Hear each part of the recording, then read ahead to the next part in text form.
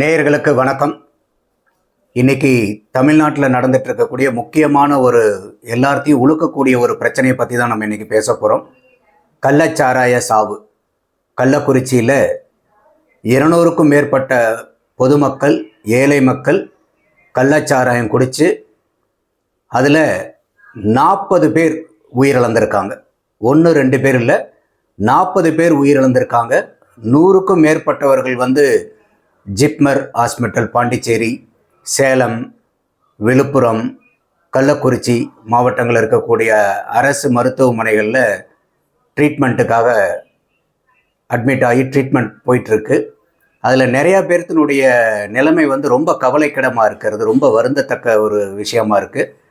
இந்த 40ங்கிற எண்ணிக்கை இதோட நிற்காமல் அதிகரிச்சுட்டே போகிற மாதிரி தான் தோணுது.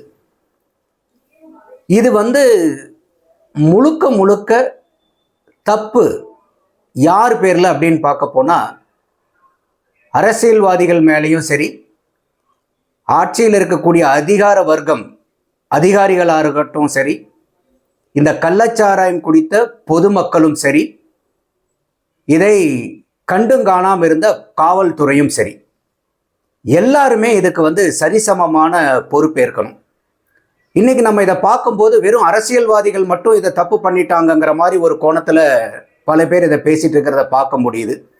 இந்த கள்ளச்சாராயம் குடித்து உயிர் போயிருக்கு அப்படிங்கிறது ஏதோ ஒரு பொருளில் நம்ம ரெகுலராக யூஸ் பண்ணக்கூடிய பொருளை வாங்கி அதில் கலப்படம், ஏதோ ஒரு விஷத்தன்மையோ இல்லை அதில் ஏதாவது ஒரு கலப்படம் ஆகி உயிர் போகலை.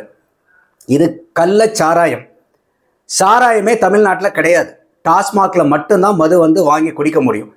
அப்படி இருக்கும்போது ஒரு கள்ளச்சாராயம் வாங்கி ஒரு தனி மனிதனா நான் குடிக்கிறேன்னா அது எந்த அளவுக்கு இருக்குது, என்ன பாதுகாப்பு இருக்குது அதில்? ஏன்னா அது பேன் பண்ணப்பட்ட பொருள். ஒரு பொருள் தடை செய்யப்பட்டிருக்குனாவே அந்த பொருளை விற்கிறதாகட்டும், அந்த பொருளை வாங்கி பயன்படுத்துறதாகட்டும், ரெண்டுமே சட்டப்படி குற்றம். அப்போ இன்னைக்கு ஒரு உயிர் போனால் கூட பரவாயில்ல, எனக்கு அந்த போதை வேணும் அப்படிங்கிற அளவுக்கு போய் 40 பேர் இன்னைக்கு உயிரிழந்த நிலைமையில் இருக்கும்போது முதல் குற்றவாளியாக நம்ம பார்க்கறது இந்த மது குடித்தவங்களை. ஏன்னா இது பயன்பாட்டில் இல்லாத தடை செய்யப்பட்ட கள்ளச்சாராயம். 2வது, அரசாங்கம், இப்போ ஆண்டுகிட்டு இருக்கக்கூடிய அரசு. இந்த அரசு ஒரு தடைப்பட்ட பொருளை ஒரு விற்பனைக்கு கொண்டு வர்றதுங்கிறது எப்போ சாத்தியமாகும், எப்படி சாத்தியப்படுத்த முடியும்? இதை இன்னைக்கு நம்ம அதுக்காக தான் டாஸ்மாக்னு ஒன்று வச்சுட்டு நம்ம prohibition and exercise minister Muthusamy அவர்களுக்கு கீழே இந்த துறை வருது. அப்போ இந்த மாதிரி கள்ளச்சாராயம் நம்ம தமிழ்நாட்டுக்குள்ளார இருக்கக்கூடாதுங்கிறத நிர்வகித்து அதை கட்டுப்படுத்த வேண்டியது தமிழக அரசனுடைய கடமை. முக்கியமாக இந்த துறையை பார்க்கக்கூடிய ப்ராகிபிஷன் அண்ட் எக்ஸைஸ் டிபார்ட்மெண்ட்டுக்கு மினிஸ்டராக இருக்கக்கூடிய அமைச்சர் திரு முத்துசாமி அவர்களின் முதற் கடமை இது. ஆனால் இந்த மொத்த எபிசோடில் இந்த கடந்த 3-4 நாளாக இந்த மினிஸ்டர் முத்துசாமி எங்கே இருக்காருன்னே தெரியல. இப்போ மற்றவங்க எல்லாரும் பேசிட்டு இருக்காங்களே ஒழிய இந்த துறைக்கு காரணமான மினிஸ்டர் முத்துசாமி எங்க இருக்கார், என்ன பண்ணிட்டு இருக்காரு அவர்? நீங்க இலாகாவுடைய பேரே பாருங்க, ப்ராகிபிஷன், மது விலக்கு துறை. அந்த மது விலக்கு துறைக்கு மினிஸ்டரா இருந்துகிட்டு மது கடைகளை நடத்தி அந்த மது கடைகள் மூலியமா வரக்கூடிய வருவாய அரசாங்கத்துக்கு பெருக்கி கொடுக்கறதுக்கு தான் மதுவிலக்கு அமைச்சரா? எவ்வளவு ஒரு அபத்தமா இருக்கு பாருங்க. அப்ப டாஸ்மாக் மினிஸ்டர்னு வச்சுங்க, இனிமேல் மதுவிலக்கு ப்ராகிபிஷன் மினிஸ்டர்னு வைக்காதீங்க. இந்த முத்துசாமி தான் ரொம்ப நாளைக்கு முன்னாடி சொன்னாரு, குடிகாரர்கள்லாம் அவங்கள அவமானப்படுத்துற மாதிரி சொல்லாதீங்க, மது பிரியர்கள்னு தான் நீங்க இனிமேல் கூப்பிடணும். அப்போ இந்த போதைக்கு அடிமையா இருக்கக்கூடிய ஒரு சமூகத்துல தீங்கு ஏற்படுத்தக்கூடிய ஒரு பழக்கத்துக்கு அடிமையா இருக்கக்கூடிய ஆளுங்களை விடுவிச்சு மேன்மை அடைய வைக்கிறதுக்கு பதிலா அவங்கள நீங்க புகழாரம் பாடி மது பிரியர்கள்னு சொல்லணும், அவங்க குடிகாரர்கள்னு சொல்லக்கூடாதுன்னு சொல்லி இன்னைக்கு நார்மலாக குடிச்சிட்டு இருக்கிறவங்களுக்கு கூட நீங்கள் மகுடம் சூட்டி இன்னும் அவங்களுக்கு குடிகாரர்களாக மாற்றக்கூடிய அளவுக்கு தான் நம்மளுடைய அரசாங்கம் செயல்பட்டு இருக்கு. இது எவ்வளோ ஒரு கேவலமான ஒரு சமூகத்தில் நம்ம வாழ்ந்துட்டு இருக்கோம்னு பாருங்க. இப்போ இந்த இன்சிடெண்ட் கள்ளக்குறிச்சி மாவட்டத்தில் நமக்கு நடந்திருக்கு. 40 பேர்த்துக்கு மேலே உயிர் போயிருக்கு. இதே போன வருஷம் 2023 விழுப்புரம், செங்கல்பட்டு மாவட்டத்தில் 22 பேர் இறந்தாங்க. அந்த 22 பேரும் இதே மாதிரி தான் கள்ளச்சாராயம் குடிச்சிட்டு இறந்தாங்க. அப்போ அதுக்கப்புறம் நிறையா போலீஸை ஆக்ஷனை எடுக்க வச்சு 1000க்கும் மேற்பட்டவங்களெல்லாம் கைது செஞ்சு எந்த விதமான நடவடிக்கை, என்ன நடந்துச்சு, அந்த சாவுக்கு என்ன பிராயச்சித்தம் கிடைச்சது, யாருக்கு தண்டனை கிடைச்சது, யார் யாருடைய பதவி விலக்கப்பட்டது, யார் யாருக்கு வேலை போச்சு, எந்த ரிப்போர்ட்டும் இது வரைக்கும் கிடையாது. நடந்து என்னாச்சு, 1 வருஷத்துக்கு ஆக போகுது. ஆனால் இப்போ நம்ம தமிழக முதல்வர் ஸ்டாலின் அவர்கள் என்ன சொல்லியிருக்காருன்னா, ரிட்டையர்டு ஜட்ஜ் கோகுல்தாஸினுடைய தலைமையில் ஒரு நபர் கமிஷன் போட்டு 3 மாதத்துக்குள்ளார ரிப்போர்ட் கொடுக்கணும். இப்போ கலெக்டரை மாற்றியாச்சு, எஸ்பிஎஸ் சஸ்பெண்ட் பண்ணியாச்சு, பல அதிகாரிகளை சஸ்பெண்ட் பண்ணியிருக்கோம். இதே தான் போன வருஷமும் நடந்துச்சு. வருஷங்கள் மாறி இருக்கே ஒழிய காட்சிகள் நடந்துட்டு இருக்கு, இடங்கள் மாறி இருக்கு. அப்ப இப்ப இந்த கமிஷன் போட்டு மட்டும் என்ன பிரயோஜனம் நடக்க போகுது? இதுல இன்னொன்னு, இதுக்கு மேல பெரிய கூத்து என்னன்னா, 10 லட்சம் ரூபாய் இவங்களுக்கு இழப்பீட்டு தொகையா, யாருக்கு? கள்ளச்சாராயம் குடிச்சு இழந்தவங்களுக்கு 10 லட்சம் ரூபாய் இழப்பீட்டு தொகையா கொடுக்குறாங்க. சமீபமா இப்ப நீங்க 1 மாசத்துக்கு முன்னாடி குவைத்துல தீ விபத்து நடந்ததை நீங்க பார்த்திருப்பீங்க. இந்தியர்கள் 45 பேர்த்துக்கு மேல அதுல கருகி செத்தாங்க. தமிழ்நாட்டை சேர்ந்தவங்க மட்டும் 7 பேர். அதுல ஒரு குடும்பத்தை காப்பாத்துறதுக்காக நாடு விட்டு நாடு போய், சொந்த பந்தத்தை விட்டு, மொழியை விட்டு, இனத்தை விட்டு, பிறந்த இடத்தை விட்டு, குடும்பத்தை எல்லாம் விட்டு, குடும்பத்தினுடைய கஷ்டத்துக்காக வெளிநாடு போய் வேலை பார்த்து குடும்பத்தை காப்பாற்றணும். அதே மாதிரி இந்த மணி எக்ஸ்சேஞ்ச் நடக்கும்போது அது மூலியமா அரசாங்கத்துக்கும் வருமானம் வருது, ஃபாரின் எக்ஸ்சேஞ்ச் மூலியமா. இந்த மாதிரி குடும்பத்தை காப்பாத்துறதுக்காக வெளிநாட்டுக்கு போய் வேலை பார்த்த இடத்துல தீ விபத்து ஏற்பட்டு அதுல கருகி செத்தவங்களுக்கு நம்ம தமிழ்நாடு அரசு அறிவிச்ச இழப்பீடு தொகை எவ்வளவு தெரியுமா? 5 லட்சம்.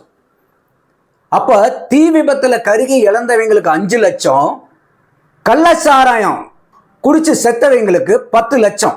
எந்த விதத்துல இது ஒரு நம்மளால நியாயமா எடுத்துக்க முடியும்? நல்லா யோசிச்சு பாருங்க. எவ்வளோ ஒரு பாதிப்பை இதை கேட்கும் போதே நமக்கு ஏற்படுத்துது. அது மட்டும் இல்லாம அதிமுகவினுடைய பொதுச் செயலாளர் எடப்பாடி பழனிசாமி குடும்பங்களுக்கு ஆறுதல் கூறுறேன் அப்படிங்கிற ஒரு பிரஸ் ரிப்போர்ட்ல என்ன சொல்றாருன்னாக்கா, பத்தாது இந்த 10 லட்சம் பத்தாது, 25 லட்சமா கள்ளச்சாராயம் குடிச்சு செத்தவங்களுக்கு கொடுக்கணும். அதோட அவங்க குடும்பத்துல தகுதியானவங்களுக்கு ஒருத்தருக்கு வேலை வாய்ப்பும் கொடுக்கணும். யார்? அரசாங்கம் கொடுக்கணுமா? கள்ளச்சாராயம் குடிச்சிட்டு இறந்தவங்களுக்கு, கள்ளச்சாராயம் குடிக்கிறதே தப்பு, வித்ததும் தப்பு, குடிச்சதும் தப்பு தான். வித்தவங்களை மட்டுமே நம்ம தப்பு சொல்லி பிரயோஜனம், ஒரு பக்கம் மட்டும் தப்ப சொல்லக்கூடாது, 2வது பக்கமும் இருக்கு. வாங்கி குடிச்சவங்களும் அதை தப்பு தான். அப்ப இந்த மாதிரி கள்ளச்சாராயம் குடிக்க கூடாதுன்னு தெரிஞ்சு அதை குடிச்சு செத்தவங்களுக்கு 10 லட்சம் ரூபாய் அரசாங்கம் கொடுக்குது. அது பத்தாது, 25 லட்சம் கொடுங்க, அதுக்கு மேல ஒரு அரசு வேலையும் அந்த குடும்பத்தில் இருக்கவங்களுக்கு கொடுங்கன்னா, கள்ளச்சாராய சாவை என்ன நீங்க ஊக்குவிச்சிட்டு இருக்கீங்களா? ப்ரொமோட் பண்றீங்களா? நீங்க ஒரு குடும்பத்துல ஏழையா இருக்கிற குடும்பத்துக்கு ஒரு 25 லட்சம் ரூபாய் கிடைக்கும், ஒரு அரசாங்கத்துல வேலை கிடைக்கும்னு சொல்லும் போது இவங்களை என்ன நீங்க எல்லாம் இன்னும் நிறைய கள்ளச்சாராயம் குடிச்சிட்டு உயிரிழங்கன்னு சொல்லி அவங்கள மோட்டிவேட் பண்ணிட்டு இருக்கீங்களா? நீங்க என்ன மாதிரி ஒரு அபத்தமான ஒரு அரசியல் நடக்குது பாருங்க. இந்த சாவு அரசியல் நடக்குது இங்க. அதுக்கு மேல விசிகாவுடைய எம்பி ரவிக்குமார் அவர் என்ன சொல்றாரு, மத்திய அரசாங்கம் ப்ராகிபிஷன், மதுவிலக்கை மத்திய அரசாங்கம் கொண்டு வரணும், அவங்க கொண்டு வராம இருக்காங்க. அதோட அந்த மாதிரி அவங்க கொண்டு வந்துட்டு மாநிலத்தில் இந்த டாஸ்மாக்னால வரக்கூடிய வருவாயை அவங்க காம்பன்சேட் பண்ணணும். அப்ப நாங்க எங்களுக்கு வருவாய் கிடைக்கும் போது நாங்க அதை மூடிடுவோம். அப்ப இந்த மாதிரி உயிர்கள் எவ்வளவு உங்களுக்கு பாதிப்படைஞ்சாலும் கவலை இல்லை, எத்தனை பேர் செத்தாலும் கவலை இல்லை. இது மத்திய அரசாங்கம் தான் செய்யணுமா? இதே திமுக அரசாங்கம் 2016லயே நாங்க முழுசா கடையை மூடுறோன்னு சொன்னாங்களே. எடப்பாடி ஆட்சி செஞ்சுட்டு இருக்கும்போது அந்த அதிமுக இருக்கக்கூடிய கட்சியில் இருக்கக்கூடிய அத்தனை பேரும் பதாகைகளை நிறுத்திக்கிட்டு மதுக்கடைகளை சாத்தணும், டாஸ்மாக சாத்தணும், எல்லாம் வீட்டுக்கு முன்னாடி நீங்க லைனா நிக்கலையா? இன்னைக்கு யார் ஆட்சி பண்றது? அப்ப உங்க கையில அதிகாரத்தை வச்சுக்கிட்டு இதுக்கும் மத்திய அரசாங்கத்தை குறை சொல்றது. அவங்க ப்ராகிபிஷன் கொண்டு வந்தாங்கனாக்கா இவங்க கடையை மூடிடுவாங்களாம். ஏன் உங்களுக்கு அதிகாரம் இல்லையா? அதை கடையை மூடுறதுக்கு உண்டான அதிகாரம் உங்ககிட்ட இல்லையா? அப்ப இந்த காசுக்காக எத்தனை உயிர் போனாலும் பரவாயில்லையா? என்ன நடக்குது இங்க? அதோட EVKS இளங்கோவன் ஒரு ஸ்டேட்மெண்ட் கொடுக்குறாரு. இல்ல இந்த கள்ளச்சாராய சாவுங்கிறது இன்னைக்கு நேற்று நடக்கிறது இல்லை, சுதந்திரம் வாங்குறதுக்கு முன்னாடியே இருந்தே நடந்துகிட்டு தான் இருக்குது அப்படிங்கிறார். அப்ப என்ன இன்னும் அப்படியே நடந்துகிட்டே இருக்கட்டுமா? செத்துக்கிட்டே இருக்குமா? மக்கள் கள்ளச்சாராயம் காய்ச்சிக்கிட்டே இருப்பாங்க, மக்கள் குடிச்சிட்டே இருப்பாங்க, செத்துக்கிட்டே இருக்கணும், யாரும் நீங்க கண்டுக்க மாட்டீங்களா? அப்போ என்னங்க இது? என்ன நடக்குது இங்க? கேட்டாலே வேதனையா இருக்கு நமக்கு. 40 பேர்த்தினுடைய அந்த செத்தவங்க ஒரு பக்கம் இருந்தாலும் அவங்களுடைய குழந்தைகள் எல்லாம் என்ன தப்பு பண்ணாங்க யோசிச்சு பாருங்க. அவங்களுடைய குடும்பம் இன்னைக்கு நடுத்தருவில் நிக்குதே. இதுக்கு யாரு பொறுப்பேற்கிறது? அவங்க தான், செத்தவங்க தான் பொறுப்பற்று அறிவற்று அறிவு இல்லாம அதை குடிச்சு சாவுறாங்க. ஆனா அந்த குழந்தைகள் என்ன பண்ணுச்சு? அவங்கள நம்பி இருக்கக்கூடிய தாய் தந்தையர் என்ன பண்ணாங்க? அவங்கள நம்பி இருக்கக்கூடிய மனைவிமார்கள் என்ன பண்ணாங்க? அப்ப இதெல்லாம் எங்க இருந்து ஆரம்பிக்குது? ஆரம்ப புள்ளி என்ன? இப்ப என்ன இன்னைக்கு கள்ளச்சாராயங்கிறது என்ன முக்குல போய் எங்கேயுமே தெரியாம காட்டுக்குள்ளார போய் வராங்களா? எல்லா பத்திரிகையிலும் எழுதுறாங்க. இது வந்து அப்பட்டமா டிவிலேயே அந்த ஊர் மக்கள் கொடுக்குறாங்க. இது வந்து கள்ளக்குறிச்சியில இது சர்வ சாதாரணமா இது கிடைக்குது. 5 ரூபாய் பேக்கெட். இது இந்த பேக்கெட் வந்து 5 ரூபாய் பேக்கெட்ல போட்டு கொடுக்குறாங்க. இதை அது வித்த இடத்துக்கு பக்கத்திலேயே வந்து உங்களுக்கு போலீஸ் ஸ்டேஷன் இருக்குது, கோர்ட்டும் இருக்குதுன்னு எடப்பாடி பழனிசாமி வந்து அவருடைய அறிக்கையில சொல்றாரு. அப்போ ஊரினுடைய மையப்பகுதியிலே நீங்க இந்த கள்ளச்சாராயம் வந்து விற்பனை நடந்துட்டு இருக்குன்னா இது அரசாங்கத்துக்கு தெரியாம நடக்குமா? இல்ல அங்க இருக்கக்கூடிய கட்சிக்காரங்களுக்கு, ஆளு கட்சிக்காரங்களுக்கு தெரியாம நடந்துருமா? இல்ல அங்க இருக்கக்கூடிய போலீஸ்காரங்களுக்கு தெரியாம நடந்துருமா? அப்ப இது எல்லாமே காசை வாங்கிட்டு யாரோ ஒருத்தர் நீங்க எல்லாருமே காசை வாங்கிட்டு இன்னைக்கு உயிர் எடுத்துட்டீங்கன்னு தானே அர்த்தம் இது. அப்ப எவ்வளவு தூரம் இது வந்து வேறு ஒன்றி போயிருக்கு பாருங்க இந்த கள்ளச்சாராயங்கிறது. இப்ப இத்தனை பேர் அரெஸ்ட் பண்றாங்க. ஒவ்வொரு ஊர்லயும் இன்னைக்கு வந்து ரைடு போகுது. எத்தனையோ பேர் அரெஸ்ட் ஆயிட்டு இருக்காங்க. எவ்வளவோ இடத்துல வந்து கள்ளச்சாராயம் காய்ச்சிட்டு இருந்தவங்கள இல்ல வந்து அந்த ஸ்டாக்கை வந்து பிடிச்சிருக்கிறோன்னு ரிப்போர்ட்ஸ் வந்துட்டு இருக்கு. அப்ப இந்த மாதிரி 40 பேர் செத்ததுக்கு அப்புறம் தான் நீங்க போய் ரைடு ஒவ்வொரு ஊர்லயும் ரைடு எடுத்து எல்லாத்தையும் நீங்க அரெஸ்ட் பண்ணுவீங்களா? ஏன் இதை வந்து நீங்க ரெகுலராகவே இதை பண்ண முடியாதா? அமைச்சர் முத்துசாமி என்ன பண்ணிட்டு இருக்காரு? என்ன பண்ணிட்டு இருக்காங்க இதை? அப்ப இதெல்லாம் நீங்க ரெகுலரா பண்ணிட்டு இருந்தீங்கன்னா இன்னைக்கு கள்ளச்சாராயம் வந்து ஊர்ல இருந்திருக்காது, எந்த உயிரும் போயிருக்காது. நல்லா யோசிச்சு பாருங்க. இன்னைக்கு 40 பேர் செத்ததுக்கு 10 லட்சம் ரூபாய்னா 400 லட்சம், 4 கோடி ரூபாய் இன்னைக்கு இழப்பீடு தொகை கள்ளச்சாராயம் குடிச்சவங்களுக்கு 4 கோடி ரூபாய். அந்த 4 கோடி ரூபாயை நீங்க கள்ளச்சாராயம் இல்லாம தடுத்து அந்த 4 கோடி ரூபாயை அந்த ஊர் டெவலப்மெண்ட்டுக்காக நீங்க செலவு பண்ணிருக்கலாம்ல. அப்ப செத்தாதான் நீங்க காசு கொடுப்பீங்களா? என்ன நடந்துட்டு இருக்கீங்க? இதுல எல்லா அரசியல் கட்சிகளும் வந்து இப்ப அங்க போய் வந்து ஏதோ ரொம்ப பெரிய விபத்துல இறந்தவங்களாட்ட எல்லாரும் அங்க போயிருக்காங்க. எல்லா கட்சிக்காரங்களும், இருக்கிற கட்சிக்காரங்களும் சரி, ஆரம்பிக்க போற கட்சிக்காரரும் சரி, எல்லாரும் அங்க போய் நின்றுட்டு எல்லாத்துக்கும் இது பண்ணியிருக்காங்க. ரொம்ப ஒரு விபத்து ஏற்பட்டு அந்த விபத்து நடந்தவங்களுக்கு போய் ஆறுதல் சொல்ற மாதிரி. இது முதல்ல வந்து இதை வந்து கண்டிக்கத்தக்க வேண்டிய விஷயம். கள்ளச்சாராயம் அருந்துறதுங்கிறதே ஒரு கண்டனத்துக்குரிய விஷயம். உயிர் போனதுல எல்லாத்த விட எனக்கு வேதனை ஜாஸ்தி.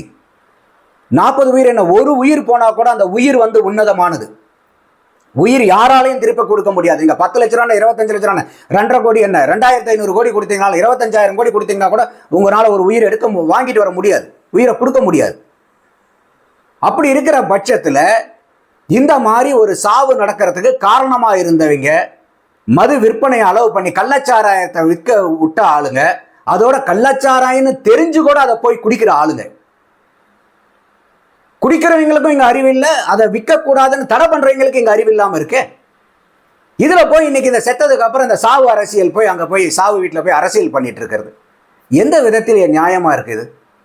நெஞ்சு பொறுக்குதில்லையே இந்த நிலகட்ட மனிதரை நினைத்து விட்டால்னு பாரதியார் பண்ணாதான் திரும்ப திரும்ப ஞாபகத்துக்கு வருது, கோபம் வருது. ஏன்னா இந்த அளவுக்கு வந்து அறிவில்லாம நம்ம வந்து செயல்பட்டு இருக்கோமே. அப்ப 2023 இந்த பிரச்சனை நடந்தும் போது இவ்வளவு தூரம் அன்னைக்கும் அரசு வந்து நடவடிக்கை எடுத்துச்சு, அரெஸ்ட் பண்ணாங்க, கோர்ட்ல போச்சு. என்ன நடந்துச்சு? ஒண்ணுமே நடக்கலையே. இப்ப இந்த 2024 மட்டும் இந்த 40 பேர் செத்து போனதுக்கு இது வரைக்கும் 40 பேர். நல்ல ஞாபகம் வச்சுங்க. இன்னும் கவலைக்கிடமா இருக்கிறவங்க நிறைய பேருன்னு சொல்றாங்க. அப்ப இன்னைக்கு மட்டும் நீங்க வந்து நடவடிக்கை எடுக்கிறோம், நாங்க 1 மேன் கமிஷன் போடுறோம்னா என்ன? இதெல்லாம் ஒரு ஜால்ஜாப்பு வேலை தானே. இது வந்து ஒரு ப்ராப்பரான நடவடிக்கையா தெரியுதா உங்களுக்கு? பொதுமக்கள், நான் உங்ககிட்டே விடுறேன் அதை. அதோட ஒரு பொதுமக்கள் அவங்க டிவிலேயே பேட்டி கொடுக்குறாங்க, எனக்கு காசு கொடுக்காத கடையை சாத்துங்கிறாங்க. முதல்ல நீ கொடுக்குற 10 லட்ச ரூபாயை நீயே வச்சுக்கோ, எங்களுக்கு நீ கடையை சாத்து, டாஸ்மாக சாத்து, கள்ளச்சாராயம் இல்லாம பண்ணு, எங்களை வாழ விடு. இந்த 10 லட்ச ரூபாய் இதுக்கு மேலே எங்களுக்கு வந்து சம்பாதிக்கிறதுக்கு நிறைய வாய்ப்புகள் இருக்கு. எங்களை வந்து குடிக்க வச்சு, குடிக்கு அடிமைப்பட்டு அதுக்கும் மேல போய் ஒரு கள்ளச்சாராயத்தை குடிச்சு எங்களுடைய உயிரை வாங்காத, நீ காசே கொடுக்காத, கடையை சாத்தினா போதும். அப்ப இன்னைக்கு எல்லாமே அரசியல் அரசியல் அரசியல். கடையை திறந்து வச்சிருக்கும் போது மூடுன்னு போராட வேண்டியது.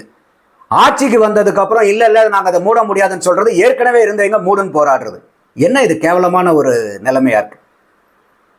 அப்போ தயவு செய்து நடவடிக்கை சும்மா வந்து ஒரு ஜால்ஜாப்பு நடவடிக்கையா இல்லாம இதுக்கு காரணமா இருந்த அத்தனை பேரும் சஸ்பென்ஷன் இல்லை, வேலை போகணும். இன்னைக்கு எஸ்பியை நீங்க சஸ்பெண்ட் பண்ணிருக்கீங்க, கலெக்டரை டிரான்ஸ்பர் பண்ணிருக்கீங்க. ஏன் எல்லாத்தையுமே சஸ்பெண்ட் பண்ணுங்க. குற்றம் நிரூபிக்கப்பட்ட கவர்மெண்ட்ல இருக்கிறீங்க, வேலை போகணும். இது வரைக்கும் எத்தனை தண்டனைக்கு எத்தனை பேருக்கு வேலை போயிருக்கு? சஸ்பென்ஷன் பண்ண என்ன? அவன் கள்ளச்சாராயம் காமிச்சிட்டு இருக்கிறோன்ட்டு நீங்க கொடுக்குற மாச சம்பளத்தை விட அங்க ஜாஸ்தி வாங்குறதுனால தான் அவன் அதை அலோவ் பண்றான். என்னமோ நீங்க சஸ்பென்ஷன் பண்ணிட்டு நீங்க ப்ரொமோஷன் கொடுக்காம சேலரி கொடுக்காம விட்டீங்கன்னா பெரிய நஷ்டம் வந்துருமா அவங்களுக்கு? வேலை போகணும். குற்றம் இது உயிர் வாங்கி இருக்குது, இது கொலைக்கு சமானம். இது காசை வாங்கிட்டு கள்ளச்சாராய விற்பனை அனுமதி பண்ணியிருந்தாங்கன்னா இந்த 40 உயிர் போனதுக்கு இது கொலைக்கு சமானம். இது வெறும் சாதாரண சாவு இல்லை, இது விபத்து அல்ல. குவைத்தில் ஏற்பட்ட மாதிரி இது தீ விபத்து இல்லை. இது தயவு செய்து பொதுமக்கள் இதுக்கு விழிப்புணர்வு ஏற்பட்டு எதிர்ப்பு குரல், கண்டன குரல்கள் கொடுக்கணும். இன்னைக்கு நம்ம இன்னைக்கு திமுக எதிர்கட்சியா இருக்கும்போது எத்தனையோ ஆக்டிவிஸ்ட் சாதாரண அச்சுன்னு தும்புனா கூட உடனே அறிக்கைகள் உடனே பறக்கும். திரைத்துறையில இருந்தும் சரி, ஒரு சமூக போராளியில இருந்தும் சரி, பொதுநலவாதியா இருந்தாலும் சரி, எல்லாரும் குரல் கொடுப்பாங்க. இன்னைக்கெல்லாம் எங்க போனீங்க? எங்க போயிருக்கீங்க? தயவுசெய்து எந்திரிச்சு வாங்க. இப்பயும் உங்களுக்கு வாய் இருக்குன்னு நான் நம்புறேன். குரல் கொடுங்க. 40 உயிர் போயிருக்கு, இன்னும் எத்தனை உயிர் போக போகுதுன்னு தெரியல. தயவுசெய்து மக்களே, இதை வெறும் சாவு அப்படின்னு ஒரு பக்கம் இறக்கப்படுறது ரொம்ப ரொம்ப முக்கியம். உயிர் போயிருக்கு, இறக்கப்படணும். ஆனா இத்தனை பேர் உயிர் கொடுத்து கூட தமிழ்நாட்டுக்கு இந்த மதுவுல இருந்து, கஞ்சாவுல இருந்து, இந்த மாதிரி கள்ளச்சாராயத்துல இருந்து ஒரு பெரிய விடுதலை கிடைக்கிறதுக்கு இந்த சாவு ஒரு அடிப்படையா அமைஞ்சதுன்னா, இது துர்மரணமா இருந்தா கூட, இது கள்ளச்சாராயத்தையே தெரிஞ்சு குடிச்சு செத்துருந்தாங்கன்னா கூட அவங்களுடைய மரணத்துக்கு ஒரு நியாயம் கிடைக்கும். இந்த வீடியோவை பற்றி உங்களுடைய எண்ணங்களையும் கருத்துக்களையும் தயவு செய்து கமெண்ட் பாக்ஸில் போய் நீங்கள் பதிவிடுங்க. உங்களுடைய கருத்துக்கள் என்ன, சிந்தனைகள் என்னங்கிறதையும் தெரிஞ்சுக்கிறதுக்கு உதவியாக இருக்கும். நன்றி, வணக்கம்.